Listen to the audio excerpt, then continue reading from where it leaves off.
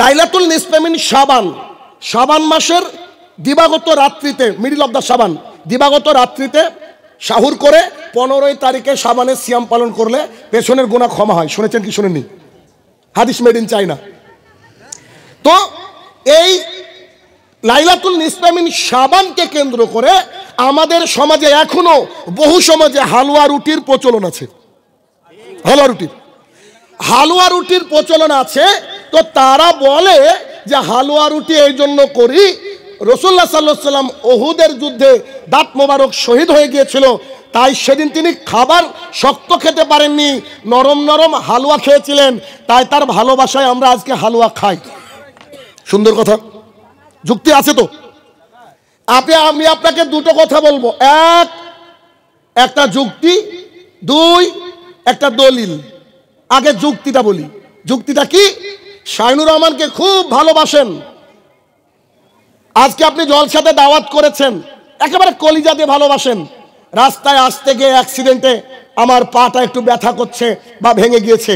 এবার আপনি যখন আমাকে রিসিভ করছেন এখানে, আমি একটু খুঁড়িয়ে খুঁড়িয়ে হাঁটছি, আপনিও আমাকে দেখে দেখে খুঁড়াচ্ছেন, আপনার সাথে কি ভালো ব্যবহার থাকবে না খারাপ হবে? আরে ভাই, এমনি আমি বিপদে আছি আর আপনি খুঁড়িয়ে খুঁড়িয়ে চলছেন, এটা হবে? তার মানে রাসূল সাল্লাল্লাহু আলাইহি ওয়াসাল্লামের দাঁত ভেঙেছে বলে আমরা তার ব্যথায় ব্যথিত হয়ে ওই দিন আমরা হালুয়া খাবো, এটা জায়েজ নয়, এটা যুক্তি। এবার দলিলটা কি? 1 মিনিট। মানুষ যখন এসব হাদিস লিখে, এসব গ্রন্থ লিখে, এরা তো গাঁজা খায়, গাঁজা আবার এক্সপায়ারি ডেটওয়ালা খায়। আপনি এখনই বলবেন, এখন আপনি নিজে বলবেন, দেখেন এই মাসটার নাম কি?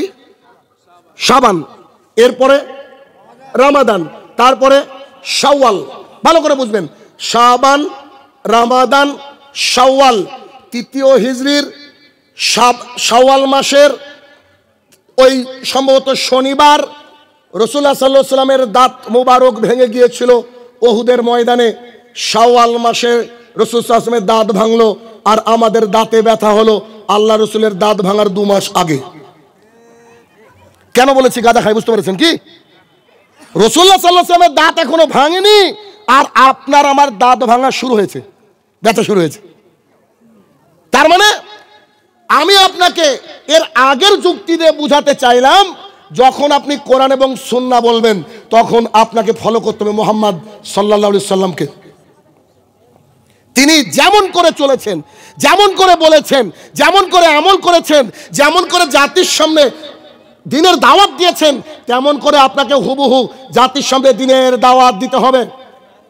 যদি আল্লাহ রসুলের তরিকাকে আমি মেনটেন না করি, তাহলে এই দাওয়াতে আমাদের জাতির কোনো উপকার হবে না। আমি এখন একটা কঠিন কথা বলবো, সে কথাটা হচ্ছে এই, আমাদের আহলুল হাদিসের মধ্যেও এখন মনে হয়েছে যে সিনেমা করতে পারবেন। কেন? বক্তাকে কমেডিয়ান পাওয়া যায়। এখনই গুগলে লিখেন কমেডিয়ান বক্তা, মজার ওয়াজ, আসবে কি আসবে না? ব্যাস, নাহলে বাড়ি যেতে দেন না আমাকে। 1, বক্তাদের মধ্যে কমেডিয়ান হয়ে গেছে। 2, AR রহমান তো কিসের সুর করে, ওর চেয়ে আরো ভালো সুরেলা বক্তা আমাদের আছে। 3, বর্তমানে যে শিল্পী গান বের করেছে ওর চেয়ে আরো বেশি ভালো গান মুখস্থ করে ফেলেছে আমাদের আলেম সমাজ। 4, মাঝে মাঝে এমন জলসা দেখি যে একজন বক্তৃতা করছে আর আরেকজন তার ঘাড়ের উপরে উঠে নাচছে, মানে ফাইটিংও আছে। তাহলে যদি এই ঘটনা আছে, আর বাংলাদেশের আরো একজন আছে, আরো কয়েকজন আছে, তার মধ্যে বিখ্যাত লিপস্টিক হুজুর, ও আবার প্রেম, সিনেমা এগুলা ছেলে আর কিছু জানে না। তাহলে বক্তা জগৎ যখন সিনেমা জগতের মতো অভিনয় শুরু করেছে, তা আপনারা প্রযোজক হয়ে ডিরেক্টর একটা সিনেমা বানান। কথা বোঝেন না আমার? এখানে যখন দ্বীন ইসলামের কথা বলবো আপনার অন্তর থরথর করে কাঁপবে। কেন? এরপরে বোধহয় কোন হাদিস বলবে আমি বোধহয় মানতে পারবো না, এরপরে বোধহয় কোন হাদিস বলবে আমার বাড়িতে হয়তো সেই হাদিসের আমল নাই। আপনার আমার কলিজাটা থরথর করে কাঁপবে। অথচ আজকে আমরা এই ময়দানে বসে আমরা মনে করছি যে অর্কেস্ট্রা দেখছি। কিয়ামত পর্যন্ত এভাবে দাওয়াতের কাজ করলে সমাজের কোনো পরিবর্তন হবে না, অসম্ভব। সমাজের পরিবর্তন হয় কি করে? কোরআন হাদিস বলেই পাইনি, আপনি যে গানকে নকল করছেন, যে গানটা আজ থেকে 10 দিন আগে ভাইরাল হয়েছে, আপনি ওই গানকে মুখস্থ করে যদি স্টেজে উঠে বলেন, তাহলে আল্লাহ কি আপনার কাছে ওহী করেছে নাকি আপনি 10 বার শুনে মুখস্থ করেছেন? বলেন। এই জায়গাটা ফাজলামির মতো জায়গা হয়ে গেছে, কেউ কাউকে বাধা দেওয়ার মতো নাই। ঠিক নীরেন্দ্র চক্রবর্তীর লেখা উলঙ্গ রাজার মতো ওই সৎ সাহসী সন্তানটাকে দরকার, যে এসে বলবে রাজা তোর কাপড় কোথায়। কেউ না, এটা ফাজলামির জায়গা না, এটা এমন একটা জায়গা, একটা আয়াত যদি এদিক ওদিক হয়ে যায়, একটা হাদিসও যদি একটা এদিক ওদিক হয়ে যায়, তাহলে পুরো অর্থটাই চেঞ্জ হয়ে যায়। কত সতর্কতার সাথে কথা বলি, তারপরে ভুল হয়। হ্যাঁ, ভুল হবে, কথা সত্য, আমরা মানুষ, আমাদের ভুল হবে, কথা সত্য। তবে হক কথাকে হকভাবে প্রচার যতদিন না করবেন, অতদিন মুসলমানের কোনো উপকার হবে না। গোটা বিশ্ব জুড়ে দেখেন মুসলমানরা মার খাচ্ছে, মুসলমানরা মার খাচ্ছে। সাহাবীরা ছিল সোনালী যুগের মানুষ, আর আমরা নাকি মডার্ন যুগের মানুষ। তারপর আমাদের মধ্যে ইসলাম নাই। যত বড় প্যান্ডেল করেছেন, দেখেন লোকের অবস্থা কোথায়। বলেন দেখি, আজকে বেলডাঙ্গার বুকে যদি একটা অনামী কোনো নায়িকা গায়িকাকে ডাকা হতো, প্যান্ডেলটা ফাঁকা থাকতো? রাত 3টে পর্যন্ত যদি গান নাচ হতো, তারপরে পেছন থেকে একজন বৃদ্ধ বলতো আরেকটা হোক না? বলেন আমি মিথ্যা বলছি না? এই জায়গা আপনি দিতে পারতেন না, এগুলোকে খুলে দেওয়া হতো, পুরো মাঠ পরিপূর্ণত হয়ে যেত। অথচ আজকে এখান থেকে কোরআন এবং সুন্নাহর আলোচনা করা হচ্ছে, দেখেন লোক নেই। মসজিদগুলোর খবর নিয়ে দেখেন, বেলডাঙ্গা তো এমন কোনো গ্রাম নেই যে আমি আসিনি, প্রায় গ্রামের তথ্য আমি নিয়েছি। প্রায় মসজিদে গিয়ে দেখেন ফজরে এই মাইকটা, মসজিদের ইট, এগুলো যদি কানতে পারতো তো তাদের কান্না ছাপ করতে করতে 10 জন মানুষকে রাখতে হতো। তারা এত বেশি কান্ত ফজরের লোকের উপস্থিতি নাই বলে। শত শত মসজিদ রয়েছে ভারতবর্ষের বুকে, আবাদ হয় না। বলছে আমি আহলুল হাদিস, অথচ বলছি ফজরে কতজন? বলছে আমি মুয়াজ্জিন আর একজন আসে। দায়িত্ব পালন করে যদি জান্নাত যাওয়া যেত, সর্বপ্রথম জান্নাতে হচ্ছেন আবু তালেব। আল্লাহ রসুলের যে দায়িত্ব পালন করেছেন, পৃথিবীতে তার মতো দায়িত্ব পালন করার লোক আর আসবে বলে আমার জানা নাই। মুসলিম শরীফের হাদিস, ওর চাচা হচ্ছে জাহান্নামী। দায়িত্ব পালন করে লাভ নাই। আজকের মাহফিলে মিনিমাম একটা ভালো বাজেটের খরচ হয়েছে, 8-10টা গরু জবাই হয়েছে। যদি এই গরু জবাই, এই টাকা, এটাকে অপচয় করে আমরা কিছু শিখতে না পারি, ব্যয় করে শিখতে না পারি, আগামী দিন থেকে জলসা করিয়েন না, আল্লাহর কাছে বিপদ ঘনিয়ে আসবে। সেদিন বিপদ দূর করা কেউ থাকবে না। কথা বোঝাতে পারলাম কি? কষ্ট পাচ্ছেন? পাওয়া তো উচিত আপনাদের। কেন পাবেন না? আপনি মানুষ না? আমি তো হক কথা বলতে এসেছি। অতএব খুব সাবধানতা অবলম্বন করতে হবে। কোরআন এবং সুন্নাহ শুধু ইবারত সুন্দর করে, মাখরাজ সুন্দর করে কিরাত করবেন, আর ভালো ভালো কথা বলবেন, আর গান গাইবেন, এ দিয়ে জাতি শুধরাবে না। শুধরাতে হলে আল্লাহ রাসূল সাল্লাল্লাহু আলাইহি ওয়াসাল্লাম যেভাবে নিজে আমল করেছেন, প্রথমে আগে হাদিসের উপরে, কোরআনের উপরে, তারপরে জাতিকে দাওয়াত দিয়েছেন, এই কাজ করতে হবে। আম্মা জান আয়েশা রাদিয়াল্লাহু তাআলা আনহা বলেন, তাকে যখন জিজ্ঞাসা করা হলো, আচ্ছা আপনি বলেন তো আল্লাহ রাসূল সাল্লাল্লাহু আলাইহি ওয়াসাল্লামের চরিত্র কেমন ছিল? আম্মা জান আয়েশা রাদিয়াল্লাহু তাআলা আনহা বলেন, আল্লাহ রাসূলের চরিত্র, তোমরা কি কোরআন পড়ো নাকি? জি, আমরা তো কোরআন পড়ি। পুরো কোরআনটা হচ্ছে রাসূল সাল্লাল্লাহু আলাইহি ওয়াসাল্লামের চরিত্র। কে বলছেন? আম্মা জান আয়েশা রাদিয়াল্লাহু তাআলা আনহা। শিষ্টাচার, আপনাদেরকে শিষ্টাচার দেখাবো আজকে। দেখেন সূরা হামিম সিজদা, আল্লাহ সুবহানাহু ওয়া তাআলা এই সূরার মধ্যে উল্লেখ করছেন যে শোনো, কোনো খারাপ মানে মন্দ আর খারাপ মানে ভালো আর খারাপ কখনো এক হতে পারে না। ভালো আর খারাপ এক হতে পারে না। তোমরা সব সময় খারাপকে প্রতিহত করবা তোমার ভালো ব্যবহার দিয়ে। আল্লাহ তাআলা বলছে যে খারাপ আর ভালো কখনো সমান হতে পারে না। খারাপ আর ভালো কখনো সমান হতে পারে না। আর তোমার সবচেয়ে উত্তম ভালো ব্যবহার দিয়ে তুমি কি করবা? সমাজকে পরিবর্তন করবা। সমাজকে পরিবর্তন করবা। তোমার যারা শত্রু তারা তোমার বন্ধুরূপে মিলিত হবে। যারা শত্রু তারা কি হবে? বন্ধুরূপে চলে আসবে। যদি তোমার মানে ম্যানার, যদি তোমার আখলাক, যদি তোমার মানে ব্যবহার সুন্দর হয়। এখন আপনার মনে হতে পারে আখলাক, ব্যবহার, চরিত্র এটা কি করে সুন্দর হয়? আল্লাহ সুবহানাহু ওয়া তাআলা এই কমপ্লিট কোড অফ লাইফ, পূর্ণাঙ্গ জীবন বিধান কোরআনুল কারীম দিয়ে দিয়েছে, যে কোরআনের মধ্যে একেবারে আগাগোড়া শিষ্টাচার আর শিষ্টাচার, আদব আর আদব। আজকে মুসলমান ভাই ভাই হানাহানি, মুসলমানের মধ্যে মিল নাই। এক মাযহাবের লোক আরেক মাযহাবের লোককে দেখতে পারে না, এক তরিকার লোক আরেক তরিকার লোককে দেখতে পারে না, অথচ দুজনেই কালেমা পড়েছে, দুজনেরই শিক্ষক মুহাম্মদ সাল্লাল্লাহু আলাইহি সাল্লাম, দুজনেরই সিলেবাস কোরআন এবং সুন্নাহ। তারপরে তারা এই ভিন্ন মত প্রচার করে জাতির সামনে একে অপরের সাথে এতটা মানে উল্টো পথে হাঁটছে যে জাতিরা আমাদেরকে একত্রিত হয়ে আজকে দেখেন গোটা বিশ্ব জুড়ে মুসলমানকে মার খাওয়াচ্ছে। এর জন্য দায়ী কারা? আমরা নিজেরাই। আমাদের চরিত্রকে শুধরাতে হবে আল্লাহ রাসূল সাল্লাল্লাহু আলাইহি ওয়াসাল্লামের তরিকা অনুযায়ী। কেমন? একটু দেখেন, আপনাদেরকে দেখাই। আমি আমল, আখলাক, চরিত্র এবং সার্বিক জীবনে যে শিষ্টাচার, যেটা আমাকে কমিটি নির্ধারণ করে দিয়েছে, তার উপরে আলোচনা করতে চাইছি। যদিও সহজ আলোচনা, আপনাদের ভালো লাগবে বলে আমি আশাবাদী। একটু একটু করে শুনবেন। যদি আমরা আখলাক চরিত্র নিয়ে আলোচনা করতে চাই, তাহলে প্রথমে একজন ব্যক্তির নাম আমাদেরকে উল্লেখ করতে হবে। তিনার নাম হচ্ছে মুহাম্মদুর রাসূলুল্লাহ সাল্লাল্লাহু আলাইহি সাল্লাম। তিনি কে বলেন তো? বিশ্ব জাহানে যত মানুষকে আল্লাহ তাআলা প্রেরণ করেছেন, তাদের মধ্যে সবচেয়ে উন্নত চরিত্রকে মুহাম্মদ সাল্লাল্লাহু আলাইহি সাল্লাম। সবচেয়ে উন্নত চরিত্র আল্লাহ তাআলা যাকে দান করেছেন, তার নাম হচ্ছে মুহাম্মদ সাল্লাল্লাহু আলাইহি সাল্লাম।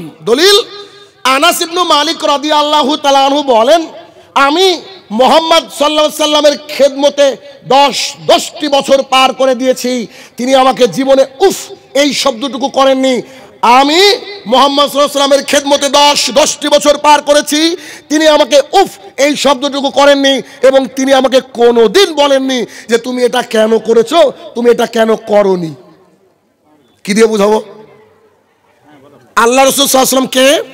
একজন নবী এবং রাসূল, আল্লাহ তাআলার তরফ থেকে মনোনীত। তার সাথে কে থাকে? আনাস ইবনে মালিক। কত বছর? আপনি যে অফিসে কাজ করেন, দেখেন তো আপনার বসের সাথে কেমন ব্যবহার। আপনি যে স্কুলে শিক্ষকতা করেন, একটু দেখেন তো হেডমাস্টারের সাথে আপনার কি অবস্থা। আপনি যদি কোনো দোকানে কোনো কর্মচারী হয়ে কাজ করেন, আপনার মালিকের সাথে আপনার ব্যবহার একটু দেখেন তো। আপনি যদি কোথাও কোনো ফ্যাক্টরিতে কাজ করেন, আপনার মালিকের সাথে আপনার ব্যবহারটা একটু মিলান তো। কিন্তু আনাস ইবনে মালিক রাদিয়াল্লাহু তাআলা বলছেন যে আমি 10টা বছর তার কাছে থেকেছি, তিনি আমাকে উফ শব্দটুকু করেননি। আর তিনি আমাকে বলেননি, আনাস এটা তুমি করলা কেন, আনাস এটা তুমি করনি কেন। এ বাক্য আল্লাহ রাসূল 10 বছরে কোনো দিন বলেনি। সুবহানাল্লাহ, বাড়ি গিয়ে বলবেন। এ হচ্ছে মুহাম্মদুর রাসূলুল্লাহ সাল্লাল্লাহু আলাইহি সাল্লাম। আখলাক চরিত্র কাকে বলে একটু আপনাকে দেখাবো, তারপরে একে একে শিষ্টাচার দেখাবো। রাসূল সাল্লাল্লাহু আলাইহি সাল্লাম বসে আছেন মসজিদে। একজন ইহুদি মানুষ এসে মসজিদে দাঁড়িয়ে পেশাব করা শুরু করলো। ওমর ইবনুল খাত্তাব রাদিয়াল্লাহু তাআলা রেগে গেলেন, আরে আমাদের উপাসনালয় মসজিদে এত বড় সাহস, কে পেশাব করে? আচ্ছা বলেন তো, আমাদের সামনে যদি কোনো একজন মানুষ, সে বিধর্মী হোক অথবা অন্য কোনো আমাদের ধর্মেরই হোক না কেন, এরকম কোনো কুলাঙ্গার যদি আমাদের মসজিদে দাঁড়িয়ে পেশাব করে, আপনি আমি যদি সেখানে উপস্থিত থাকি, আমাদের হাত কি পকেটে থাকবে?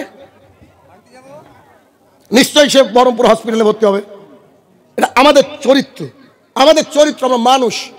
মুহাম্মদ সাল্লাল্লাহু আলাইহি সাল্লাম যে দৃশ্য দেখছেন, যে ইহুদি দাঁড়িয়ে দাঁড়িয়ে পেশাব করছে, সাহাবীরা রেগে গড়গড় করছে, তখন আল্লাহ রাসূল বলছে, দাঁড়াও, লেট হিম ফিনিশ, তাকে শেষ করতে দাও। কি করো? তাকে শেষ করতে দাও। পেশাবে ডিস্টার্ব করিও না। পেশাব করা শেষ, তখন মুহাম্মদ সাল্লাল্লাহু আলাইহি ওয়াসাল্লাম সাহাবীকে বলছে, পানি এনে ধুইয়ে দাও। এই লোক কি ইসলাম না গ্রহণ করে পারবে? বুঝেননি বোধহয়। চরিত্র কি আমি দেখাচ্ছি। রাসূলুল্লাহ সাল্লাল্লাহু আলাইহি ওয়াসাল্লাম বসে আছেন, সাহাবীরা বলছি এই মিজারুল, হ্যাঁ জি, ওনার হচ্ছে বাপ নাকি মা ক্যান্সার করেছে, ক্যান্সারে একটু অসুস্থ, ওনাদের জন্য দোয়া করবেন। কি নাম? মিনারুল? হ্যাঁ মিজারুল। আচ্ছা, মিজারুল ভাইয়ের মা ক্যান্সারে আক্রান্ত, তো তিনি দোয়া চেয়েছেন। আমরা সবাই আমাদের নিজের মতো করে ইনশাল্লাহ ভাইয়ের নামটা উল্লেখ রেখে তার মায়ের জন্য ইনশাল্লাহ আমরা দোয়া করবো। আল্লাহুম্মা সাল্লি আলাইহি, আল্লাহুম্মা বারিক আলাইহি। হে আমার প্রতিপালক, কত দিয়েছে? 20,000 টাকা দিয়েছে। মাবুদ, কলিজার টুকরা মা অসুস্থ, তাই ভাইটি আমার তার মায়ের জন্য দান করেছে এমন সন্তান কিন্তু ভাই বিরল। মা বাবার জন্য দান করে এমন সন্তান বিরল। সে ভাইটি দান করেছে, আমরা তাকে সুসন্তান ধরে নিয়ে আমরা তার মায়ের সুস্থতা এবং সে ভাইয়ের হেদায়েত কামনা করি। আল্লাহ তাদের পরিবারকে সুস্থতা নামক নিয়ামত দিয়ে তুমি ভরিয়ে দাও, আল্লাহুম্মা আমিন।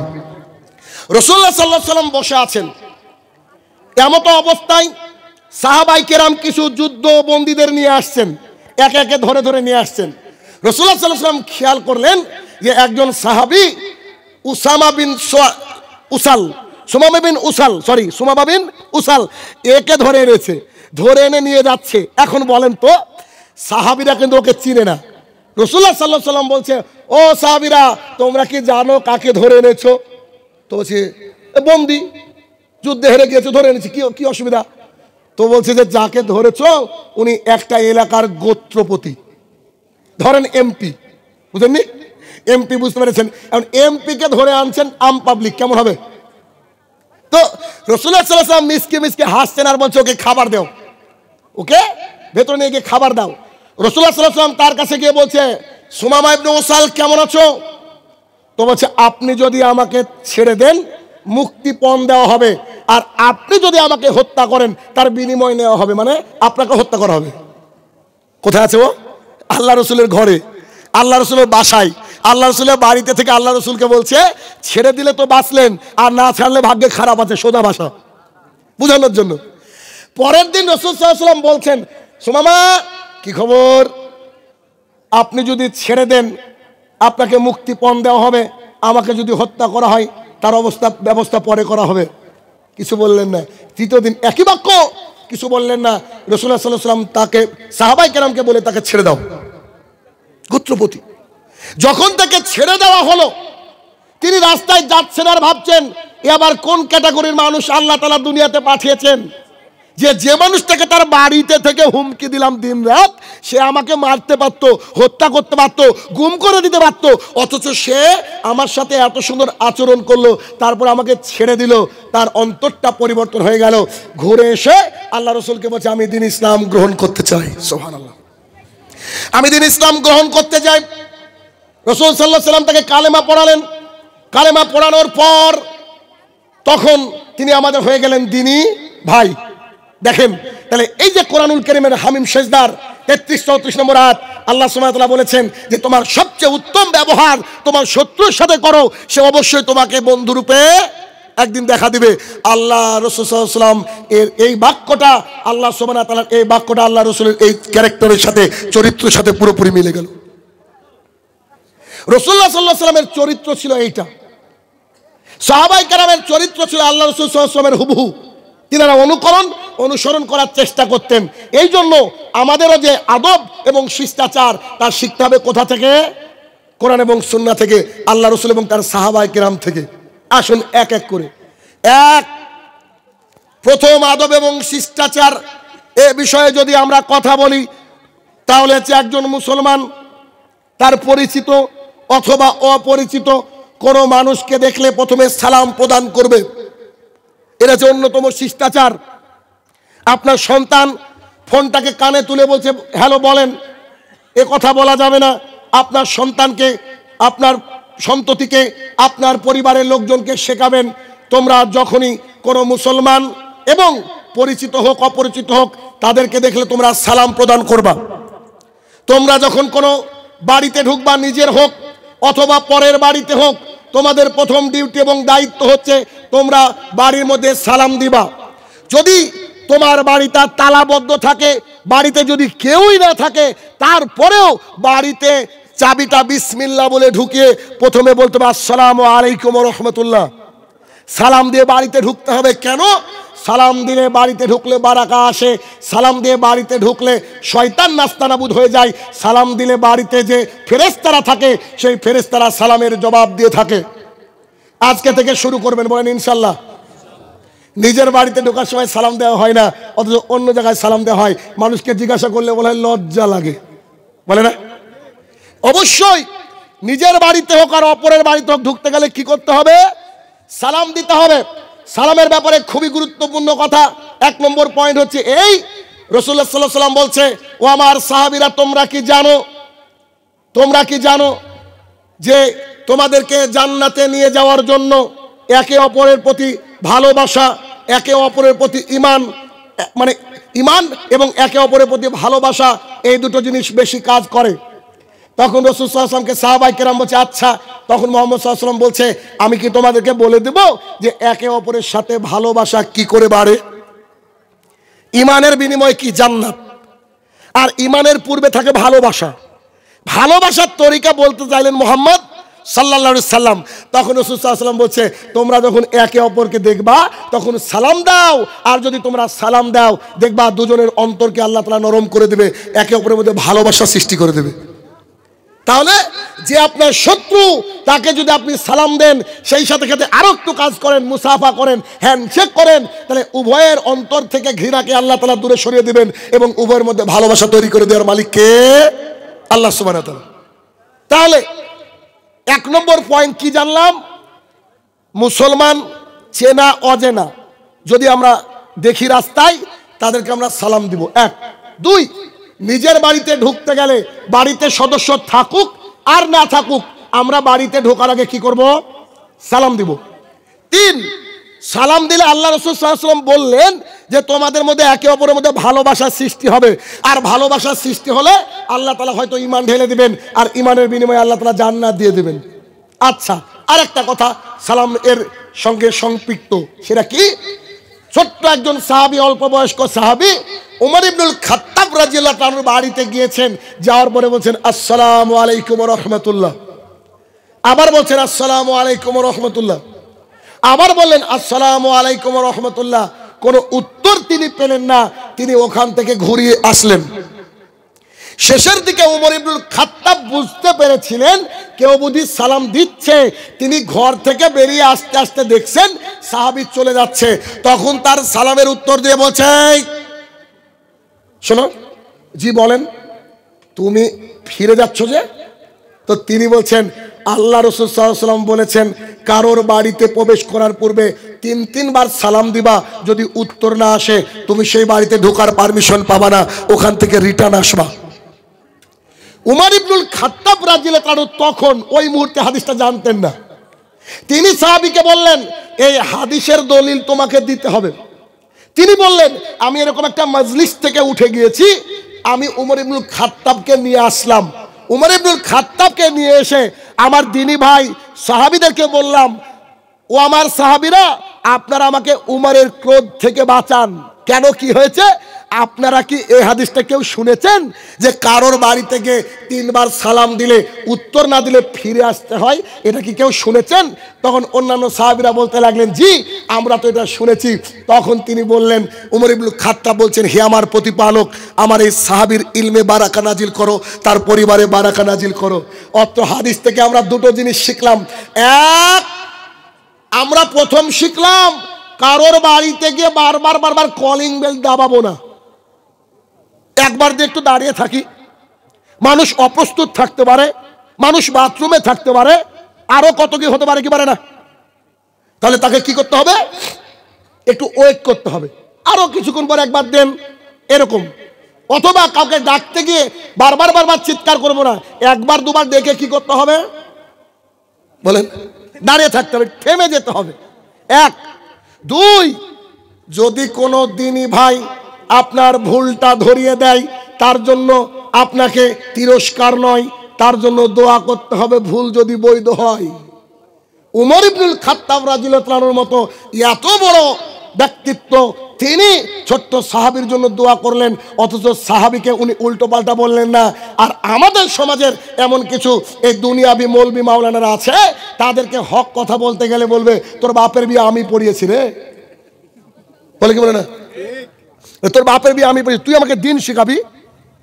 বুখারি পড়াই আর জর্দাও খাই, বুঝলেন না? পরিস্থিতি হচ্ছে এইটা। তাহলে কি? 1, সালাম। দেখেন, সালাম যদি আপনি ছোটবেলা থেকে তার আপনার বাচ্চাকে শিখাতে পারেন, বিশ্বাস করেন আল্লাহ তাআলা বারাকা যেমন দিবে, সেই সাথে সাথে আল্লাহ সুবহানাহু ওয়া তাআলা আপনাকে আমাকে হেফাজত করবে। আমরা তার কিসে থাকবো?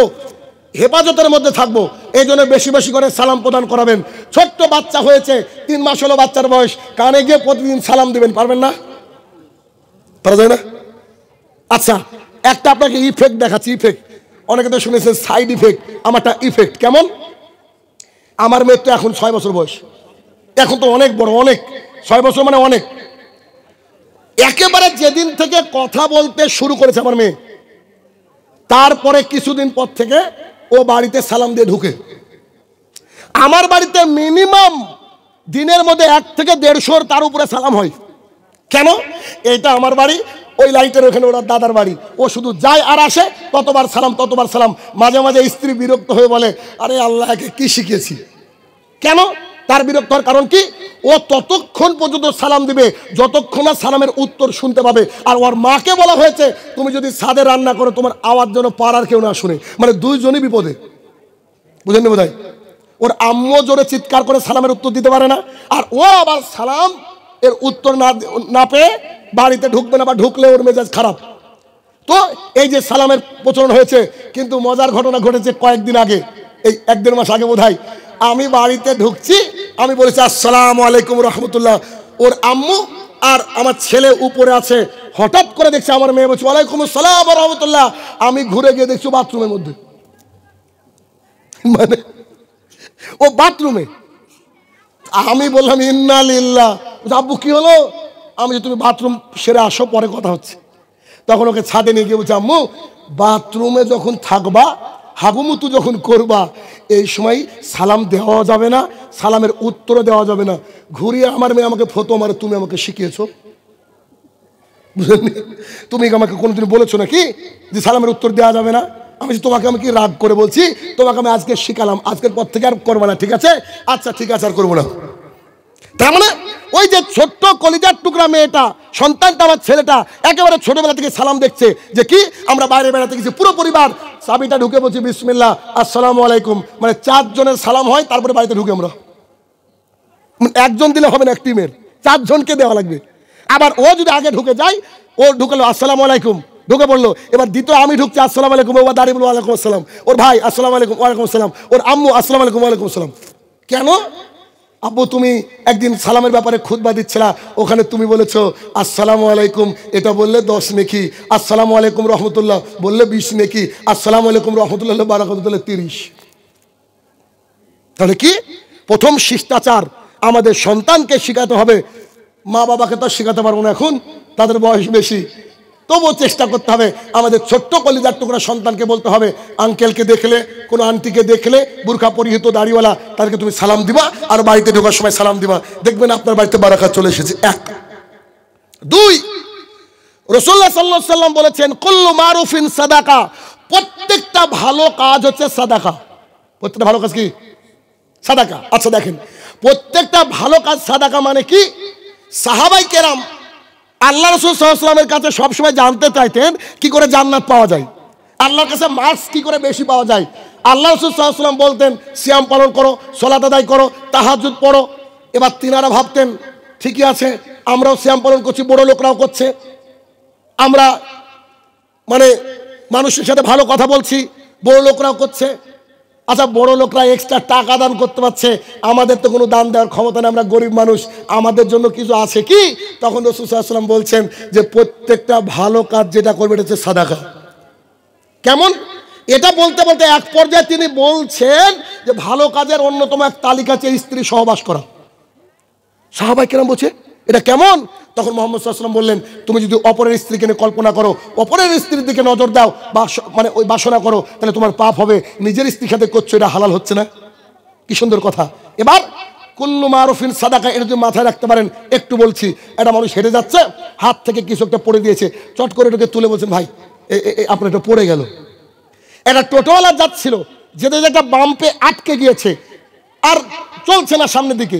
আপনি বাইকটাকে একটু থামিয়ে সাইড করেন, করে বলেন ভাই কি হয়েছে, তো এটা একটু ধাক্কা দিয়ে সাইডে দেন না, মধ্য রাস্তায় তো অসুবিধা, গাড়ি যাতায়াত করবে, একটু আপনি সাইড করলেন, এটা কি সাদাকা নয়? আপনি রাস্তায় যাচ্ছেন, যেতে যেতে দেখলেন একটা অনেক বড় পাথর পড়ে আছে, ওই পাথরটা থাকলে আরো কিছু অ্যাক্সিডেন্ট ঘটতে পারে, পাথরটাকে তুলে ফেলে দেন, এটা হচ্ছে সাদাকা। এ বিষয়ে যদি হাদিস উল্লেখ করি, রাসূলুল্লাহ সাল্লাল্লাহু আলাইহি ওয়াসাল্লাম বলেছেন একজন পতিতা, একজন খারাপ মেয়ে যে নিজের দেহ বিক্রি করে, তিনি রাস্তা দিয়ে যাচ্ছিলেন, দেখতে পেলেন একটা কুকুর হাঁপাচ্ছে, খুব তৃষ্ণায় হাঁপাচ্ছে, তিনার পায়ে ছিল চামড়ার মোজা, তিনি চামড়ার মোজাটাকে খুলে একটা কুয়ো বা কূপের মধ্যে নামলেন, সেটাকে তিনি ওখান থেকে পানি ভরলেন, চামড়ার মোজাটাকে মুখে ধরলেন, তারপরে উঠে এসে সেই হাঁপিয়ে পড়া কুকুরটাকে পানি পান করালেন। রাসূল সাল্লাল্লাহু আলাইহি ওয়াসাল্লাম বলছে এর বিনিময়ে আল্লাহ তাআলাকে জান্নাত দিয়েছে। জান্নাত যেতে এমন কিছু লাগে না ভাই, অন্তরটাকে ফ্রেশ করতে হবে, পরিষ্কার করতে হবে, এবং টার্গেটই রাখতে হবে কি আমরা যেন একে অপরের সাহায্যার্থে এগিয়ে আসি।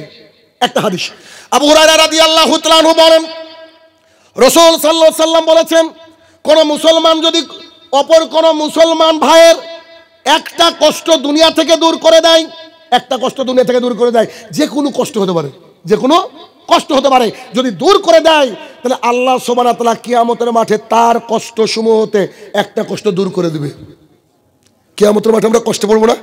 সবাই পড়বো। তাহলে এখন আপনাকে এই টার্গেট নিতে হবে আজকে থেকে, যে আমি আমার কোনো মুসলমান ভাই বিপদে পড়লে তাকে আগে যে কোনো মূল্যে বাঁচানোর চেষ্টা করব, তাহলে আমার কিয়ামতের মাঠে আল্লাহ আমাকে বাঁচাবে। একই হাদিস, লম্বা একটু হাদিসটা বলি। রাসূলুল্লাহ সাল্লাল্লাহু আলাইহি ওয়াসাল্লাম বলেন, পৃথিবীতে কেউ যদি কারো দারিদ্রতা বিমোচনে সহায়তা করে, দারিদ্রতা বিমোচন মানে আপনি খোঁজ পেলেন ওই পারে এক দাদি, তার ছেলে মেয়ে মরে গিয়েছে বা তার ছেলে মেয়ে দেখে না, সেই মেয়েটা নাকি চালের অভাবে 3 দিন ভাত রান্না করতে পারেনি, গভীর রাতে গিয়ে 25 কেজি বা 10 কেজি 5 কেজি একটা চাল সে দাদিকে দিয়ে চলে আসেন, 2 কেজি ডাল সে দাদিকে দিয়ে চলে আসেন, 500 টাকা সে দাদিকে দিয়ে দেন। প্রথমে খোঁজ নেবেন নিজের পরিবার আত্মীয়ের মধ্যে, তারপরে পাড়া প্রতিবেশী, তারপরে দূর, এরকম করে করে আপনি রাতের অন্ধকারে কেউ জানবে না, জানবে আল্লাহ সুবহানাহু ওয়া তাআলা, জানবে যে ব্যক্তিকে দিলেন, আর আপনি ব্যাস 3 জন থাক না, 3 জন থাক। তাহলে কি আপনি যদি রাতের অন্ধকারে ওই মহিলাকে, ওই পুরুষকে, ওই অসহায় মানুষকে দিয়ে থাকেন, দেখেন আল্লাহ তাআলা কি বলছেন, মুহাম্মদ সাল্লাল্লাহু আলাইহি ওয়াসাল্লামকে দিয়ে বলছেন, হে নবী তুমি মানুষকে বলে দাও সেই ব্যক্তির আমি দুনিয়াতে এবং আখিরাতে বিপদকে দূর করে দেব। দুনিয়ার আখিরাতের বিপদ দূর করতে গেলে কি করতে হবে? অসহায় মানুষের পাশে থাকতে হবে, অসহায় মানুষের পাশে থাকতে হবে। যারা গরিব তাকে একটু দিতে হবে, একটু টাকা পয়সা দিতে হবে, বা আপনার যতটুকু সামর্থ্য অতটুকু দিতে হবে।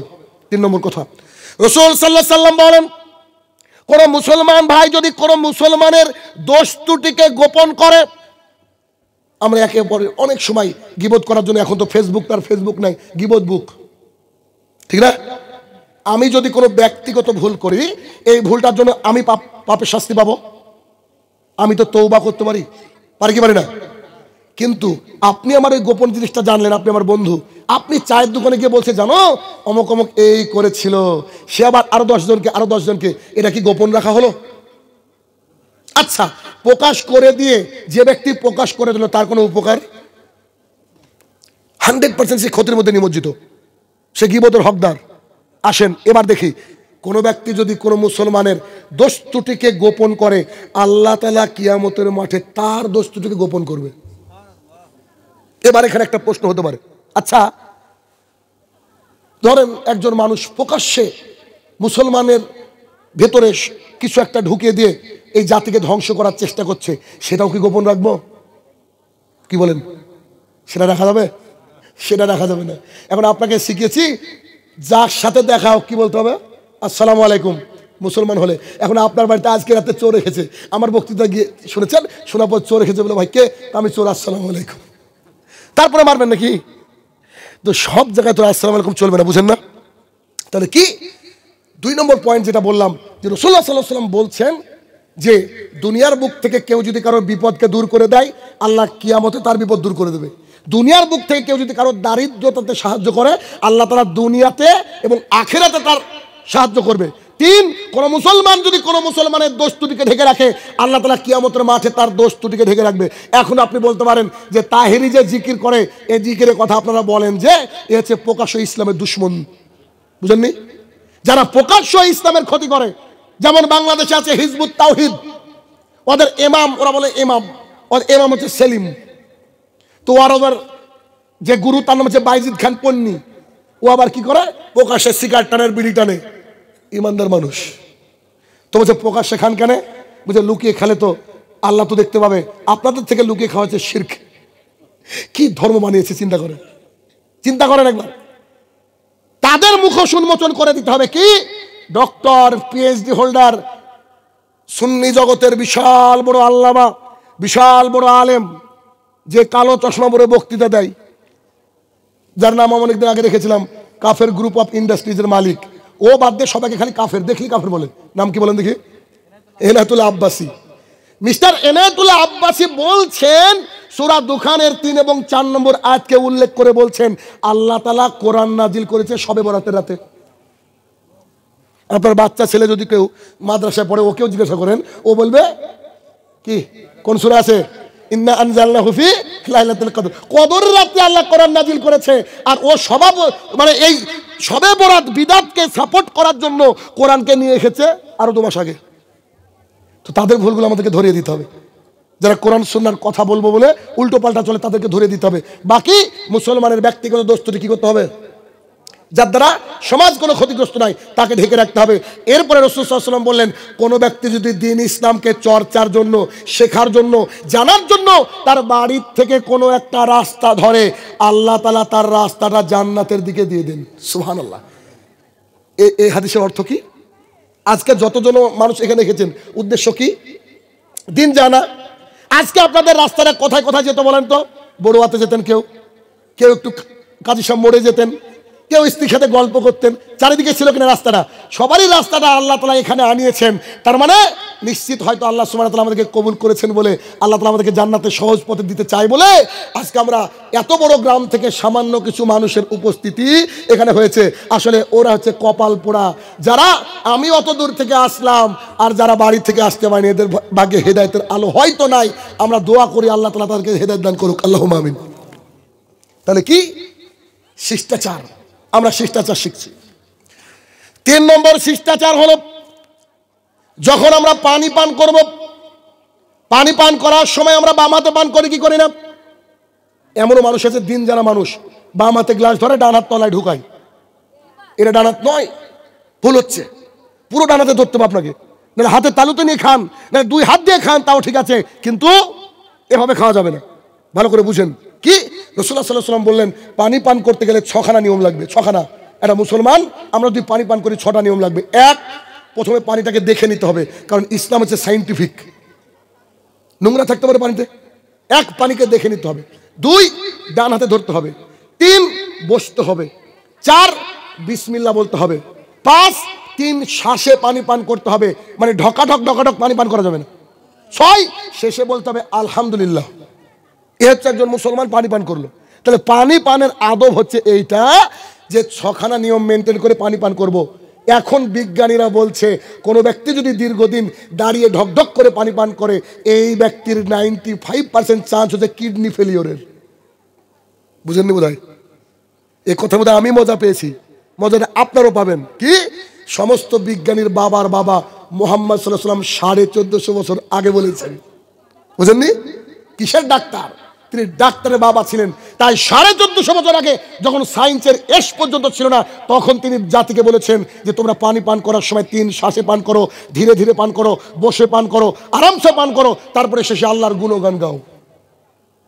আদব, পানি পান করতে হবে এভাবে।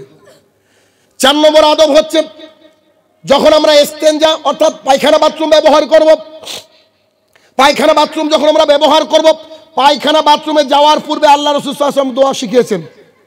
সবাই জানি আমরা দোয়াটাকে পড়ে আমরা ভেতরে প্রবেশ করব। ভেতরে প্রবেশ করার পর বাথরুমে যা প্রাকৃতিক প্রয়োজন তা সেরে ওখান থেকে বেরিয়ে এসে আমরা বলবো গুফরানাকা।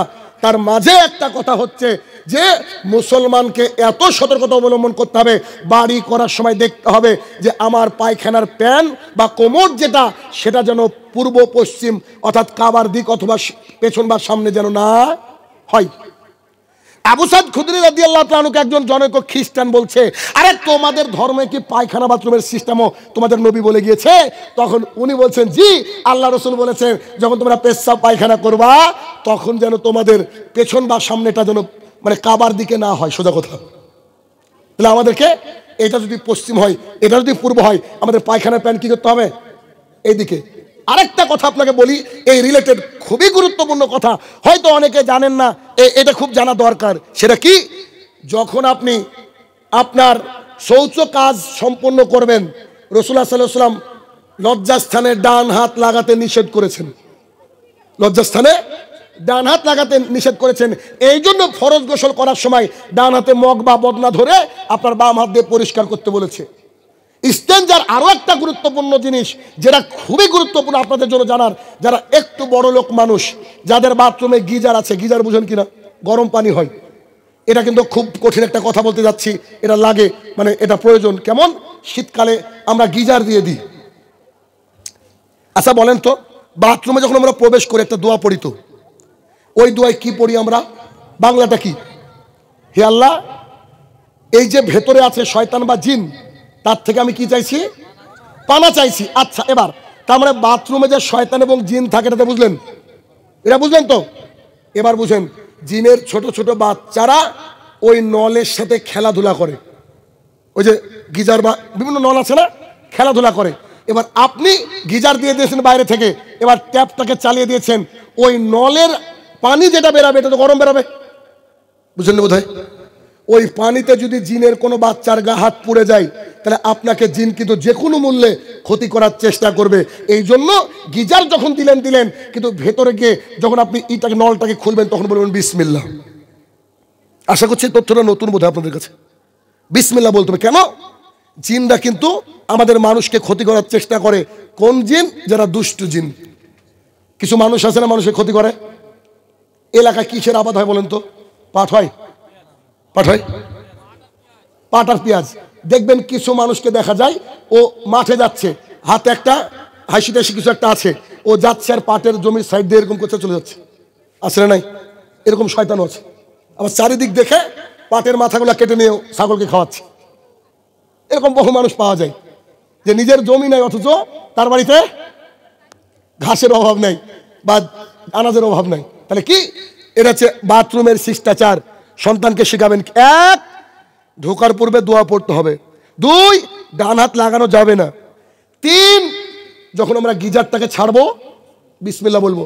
4, যখন বাইরে বেরোবো তখন যে দোয়া রয়েছে ছোট্ট কুফরানাকা, এই দোয়াটা পড়ে আমরা বেরোবো। এটা হচ্ছে বাথরুমের আদব। রাসূলুল্লাহ সাল্লাল্লাহু আলাইহি ওয়াসাল্লাম ঘুম থেকে ওঠার পরের আদব বললেন। রাসূল সাল্লাল্লাহু আলাইহি ওয়াসাল্লাম বললেন, তোমরা যখন ঘুম থেকে উঠবে, তোমাদের 2 হাত যেন সরাসরি পানির মধ্যে না চুবাও। এটা ডাবরে পানি আছে, সেই পানির মধ্যে যেন আমরা 2 হাত না চুবাই। আমরা কি করব? আমাদের হাতটাকে মগ বা অন্য কিছু দিয়ে পানি ঢেলে ভালো করে ধুয়ে নিতে হবে। কেন? রাসূল সাল্লাল্লাহু আলাইহি ওয়াসাল্লাম বলে, তোমার হাতটা ঘুমের মধ্যে কোথায় গিয়েছে কে জানে। তাহলে কি করতে হবে? ধুয়ে নিতে হবে। এটা হচ্ছে বাথরুম এবং গোসল জনিত আদব। আরেকটা কথা বলি, সেটা হচ্ছে আমরা যখন ফরজ গোসল করি, ফরজ গোসলের শুরুতে যে অজু, ওই অজু একেবারে যদি আমরা মনে করি জোহর, আসর, মাগরিব বা এশা, যে ওয়াক্তের সলাতের আগে আমি ফরজ গোসল করলাম, ওই ওয়াক্তের সলাত আমরা ফরজ গোসলের অজু দিয়ে আদায় করব। বুঝলেন না বোধহয়?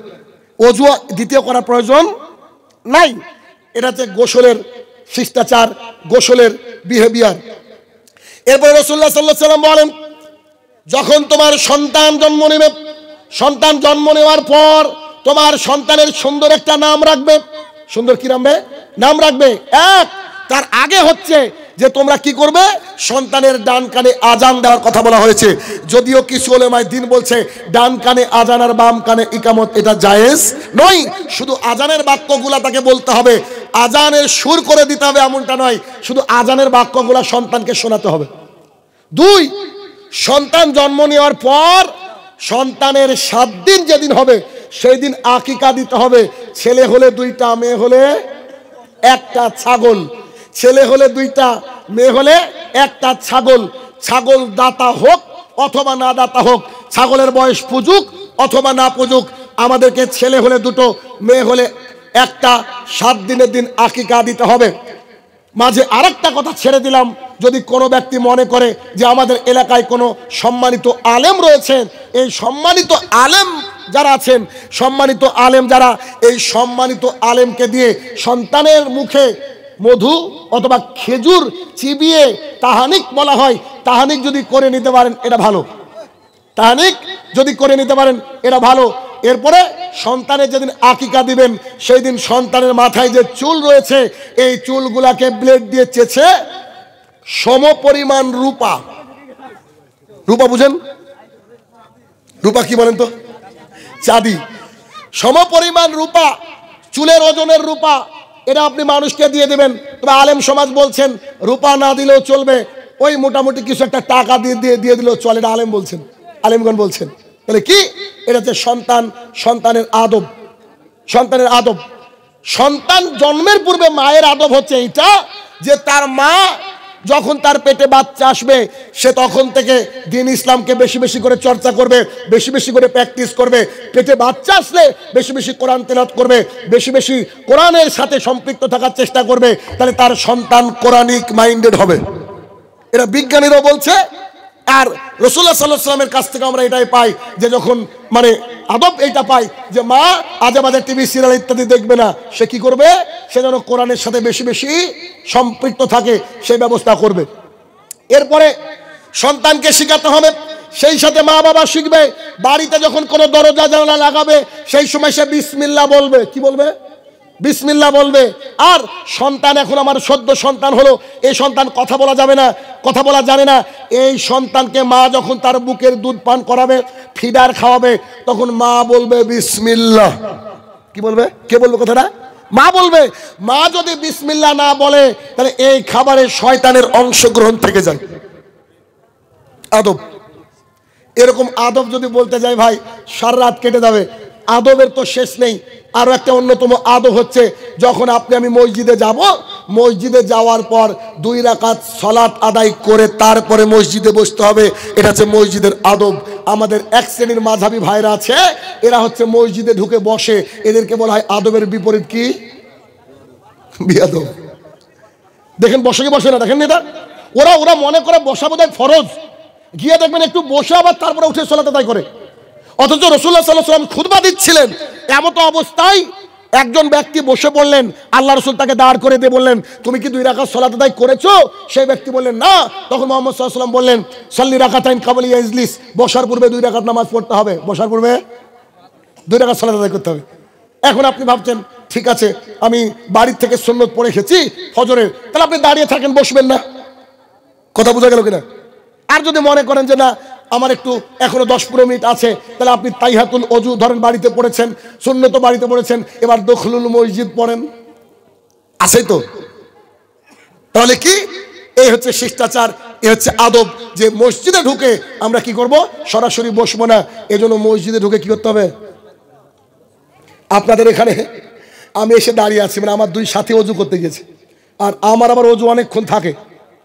আমাদের মসজিদের মুসল্লিরা মজা করে আমাকে বলে আপনি তো আবু হানিফার ছোট ভাই, আপনার তো সারাক্ষণ ওযু থাকে, মানে ওই যে 40 বছর একই ওযুতে এশা টু ফজর, মানে মজা করে বলে আর কি। আমি ওযু থাকার চেষ্টা করি সব সময়। তো আমার 2 সাথী এখন ওযু করতে গিয়েছে। এবার যে ভাই আমাকে রিসিভ করেছে সে ভাই ভাবছে কি ব্যাপার, শাহিনুর ভাই বসে না কেন, জায়গা কি পছন্দ হয়নি নাকি? আমি ঘুরে বেড়াচ্ছি, আসলে সালাতটা আদায় করে তবে তো বসবো, এটা উচিত, বুঝেন না? আচ্ছা, তারপরে অনেক এটা উচিত নয় যখন কোনো সম্মেলন মাহফিলের আয়োজন করবেন, মসজিদে আলেম বা বক্তা আসবে তাদের জায়গা মসজিদে করিয়েন না। কোন একটা বাসার ছোট্ট একটা ঘর করে দেন, আমার মানে ওটাই ভালো। কেন? মসজিদে খাচ্ছে, ঝুটা নোংরাগুলা পড়ছে, নানান সমস্যা হয়। আল্লাহ তাআলার ঘর, এত মানে ঘর মসজিদকে একটু আদবের সাথে আমরা রাখা উচিত বলে আমরা মনে করি। আচ্ছা, মসজিদের আরো একটা আদবের আর অন্যতম আদব হচ্ছে মসজিদের মধ্যে যখন আমরা জুমার দিনে যাব, আমি বসে আছি, আরো একজন ব্যক্তি কথা বলছে বা কোনো কিছু একটা ডিস্টার্ব করছে, রাসূলুল্লাহ সাল্লাল্লাহু আলাইহি ওয়াসাল্লাম বলছে তুমি যেন ওকে নিষেধও করো না, এই তুমি এটা করো না, এ কথা বললে তোমার জুমার যে ফজিলতটা নষ্ট হবে। অথচ আল্লাহু আকবার, আমাদের বহু মসজিদ দেখা যায় যে বহু মানুষ এই খুতবার সময়, খুতবার 10 মিনিটের মধ্যে, খুতবার 5 মিনিটের মধ্যে ঘুমায় না, নাক পর্যন্ত ডাকে। এর হচ্ছে পরিস্থিতি আমাদের। আদব, আরো একটা অন্যতম আদবের আদব হচ্ছে আপনি আপনার সন্তানকে, কলিজার টুকরা মেয়েকে বলবেন আম্মু তোমার 11 বছর 12 বছর পার হলে তোমাকে বুরকা পরতে হবে। সমাজের বুকে এখন শুধু দেখেন ধর্ষণ, জেনা, রাহাজানি আছে না? কাদের জন্য? মহিলাদের জন্য। রাসূলুল্লাহ সাল্লাল্লাহু আলাইহি ওয়াসাল্লাম বলছেন মহিলারা হচ্ছে চরম ফিতনা, যা বানি ইসরায়েলের মধ্যে প্রথম এই ফিতনার মাধ্যমে বানি ইসরায়েল ধ্বংস হয়েছিল। এই প্রথম ফিতনা বানি ইসরায়েলের মধ্যে শুরু হয়েছে, তা হচ্ছে মহিলা। তাহলে কি করবেন? মহিলাদের আদব এ করবেন। কথা লিখেছে ভ্যালেন্টাইন ডে। ও এ মাসই তো নাকি, এ মাসের মধ্যে আজকে কয় তারিখ? আর 4 দিন পর। ও আমার তো টাইম হয়ে আসছে প্রায়। যাই হোক, তো ভ্যালেন্টাইন ডে এটাও একটা আদবের খেলাপ। কেমন? আমরা যদি আমাদের সন্তানকে আদব শেখাতাম তাহলে ভ্যালেন্টাইন ডে আসতো না। ভ্যালেন এবং টাইন নামের দুজন নারী পুরুষ, এরা একে অপরকে পায়নি, তার জন্য ইহুদি খ্রিস্টানরা খাস করে এই 14ই ফেব্রুয়ারি দিনটাকে তাদের ভালোবাসার স্মরণ দিবস হিসাবে পালন করে থাকে। এইটার নাম হচ্ছে ভ্যালেন্টাইন ডে, ইংরেজিতে বলেছে। তো এই ভ্যালেন্টাইন ডে মানে আমার কাছে হচ্ছে লুচ্চা দিবস। কেন?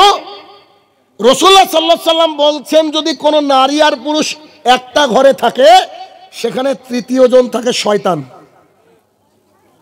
কোন নারী আর পুরুষ যদি সেপারেট একটা ঘরে থাকে তৃতীয় জন থাকে শয়তান। আর পার্কে একটা গোলাপ নিয়ে গিয়ে বলছে আই লাভ ইউ, তার মানে শয়তানের বাপ ও সাথে। তো এই যে ভ্যালেন্টাইন ডে কোথাকার একটা দিবস, আমাদের পশ্চিমবাংলায় এসে পালিত হয়। শুনে রাখবেন, খবরদার, আপনার ছেলে মেয়ে যদি বলে 14 তারিখে আমার এক্সট্রা ক্লাস আছে, কম্পিউটারের ক্লাস আছে, আপনার সন্ততিকে বাড়ির থেকে বের হতে দিবেন না। সেদিন বলবেন, আম্মু ও আমার আব্বু কলিজার টুকরা, আজকে তোমার প্রাইভেট সব বন্ধ, আজকে বাইরে যাবে না। তাই তো মজা করে একটা কথা বলেছিলাম, সে কথা আপনাকে বলি যে কোনো একদিন একটা 17 বছরের মেয়ে ওর মাকে বলছে, আম্মু আজকে একটু ফিরতে দেরি হবে। জিন্সের প্যান্ট পরা মডার্ন মানুষ, বুঝেন না, আজকে একটু ফিরতে দেরি হবে। তোর আম্মু বলছে কেন? তো বলছে I have extra class today, আমার একটা এক্সট্রা ক্লাস আছে আজকে। তো ওর আম্মু বলছে ঠিক আছে আম্মা, তুমি যাও ক্লাস করো, আপত্তি নেই। তবে তোমার 17 বছর বয়স, আজ থেকে 20 বছর আগে আমারও একটা এক্সট্রা ক্লাস ছিল, যার ফল হচ্ছে, রেজাল্ট হচ্ছে তুমি। বুঝলেন? আমারও তোমার বয়সের সাথে সাথে 1 বছর আগেই আমার এরকম একটা এক্সট্রা ক্লাস ছিল বলে আমি আমার মা বাবাকে বলে গিয়েছিলাম, তার ফসল তুমি। এখন তুমি এক্সট্রা ক্লাসে যাবা না বাড়িতে থাকবে? এখন ভাবো। কয়েকদিন আগের ঘটনা, বাবাকে দেখিনি, তার মাটা বুরকা পরা, পূর্ণাঙ্গ হিজাব, গোটা বাংলাদেশ হিলে গেল। মেয়েটার নাম সম্ভবত সুবা বা কিছু একটা নাম, মাত্র 11 বছর বয়স। ইন্নালিল্লাহ, আমার গায়ের লোম দাঁড়িয়ে যাচ্ছে কথা বলতে গিয়ে। তাদেরকে খুঁজে পাওয়া যাচ্ছে না, সোশ্যাল মিডিয়া একেবারে তোলপাড় হয়েছে। আমার কলিজার টুকরা সন্তান কোথায় হারালো খুঁজেন। তখন মেয়েটাকে সাংবাদিক এক জায়গায় পেয়েছে, সে এক টিকটকার, সেটার নাম বোধহয় মামুন, গুলিস্তানে শাড়ির দোকানে 7,000 টাকা বেতনে কাজ করে। সেই ছেলেটার সাথে চলে গিয়েছে কোনো এক কন্যা, 11 বছরের বয়স। সাংবাদিক তাকে প্রশ্ন করছে, সাংবাদিক তাকে বলছে তোমার বাবার কাছে ফিরবা, তুমি কেমন আছো? মেয়েটা খিলখিল করে হাসতে আর বলছে আমি ভালো আছি। কল্পনা করতে পারছেন সমাজটা কোন দিকে যাচ্ছে? আপনি আমি আমার সন্তানদেরকে যখন স্কুলে পাঠাচ্ছি, প্রাইভেটে পাঠাচ্ছি, খোঁজ নিতে হবে ভাইরা আমার, নইলে একেবারে আমরা শেষ হয়ে যাব। কারণ একটা বাবার, একটা মায়ের হচ্ছে স্বপ্ন যে আমরা যা করেছি আমাদের সন্তানরা ভালো থাক। এই জন্য দিন রাত নিরলস পরিশ্রম হয় ভাইরা আমার। আর এই সিচুয়েশনে এসে যদি আমরা আমাদের সন্তানকে ভ্যালেন্টাইন ডে, তারপরে র্যাক ডে, এখন আবার র্যাক ডে বলে একটা জিনিস পালন হচ্ছে, সেটা কি? স্কুলে কলেজের শেষের দিন সবাই সাদা পোশাক পরে যায়, স্কুল ড্রেস পরে যায়, একে অপরের পোশাকে আজে বাজে লিখে, এটা নাকি মনে রাখতে হবে। এই জন্য কি দুনিয়া! চিন্তা করেন, নবীন বরণ একটা মেয়ে, একটা ছেলে প্রথম কলেজে ঢুকছে, তার বুকটা দুরুদুরু কি হবে। প্রথম দিন গিয়ে অনুষ্ঠান পাচ্ছে, সেই অনুষ্ঠানে কি বলা হচ্ছে? সেই অনুষ্ঠানে প্রিন্সিপাল, প্রফেসর সব বসে আছে, আর সামনে একটা মেয়ে হিন্দি গানে ড্যান্স করছে, তার শরীরের 4 ভাগের মধ্যে 3 ভাগে কাপড় নাই। একটা সন্তান যখন গিয়ে অশ্লীলতা দেখছে, ওর শিক্ষার কি হবে? এজন্য বলেছিলাম, education is the backbone of nation. শিক্ষা জাতির মেরুদণ্ড, এটা মিথ্যা কথা, এটা হওয়া উচিত ছিল the proper education is the backbone of nation. সঠিক শিক্ষা হচ্ছে জাতির মেরুদণ্ড। কারণ আজকে এই গ্রামে 30 বছর আগে এত এমএ পাস মানুষ ছিল না, এখন এমএ পাস বেশি, অথচ প্রতিদিন ধর্ষণ হচ্ছে। প্রতিদিন বাবার জমি জমা নিয়ে বাবাকে হত্যার হুমকি দিচ্ছে সন্তান। বোনের জমির ভাগ নিতে আসলে বলেছে তোকে তো 3 লাখ টাকা খরচ করে জমি বিয়ে দিয়েছি, তুই আবার ভাগদারি কিসের? এরা বলছে শিক্ষিত। কলকাতার হোটেলে গিয়ে বলছে গোস্ত হালাল তো, বাড়িতে বন্ধন। বোনের সম্পদকে মেরে দিয়েছে, সেজদায় গিয়ে আল্লাহর দরবারে কাঁদছে। আগে বোনকে জমি দাও, তারপর সেজদায় গিয়ে কাঁদো। কাজে লাগবে না এগুলা? হক খুব কঠিন জিনিস। তাহলে কি আদব।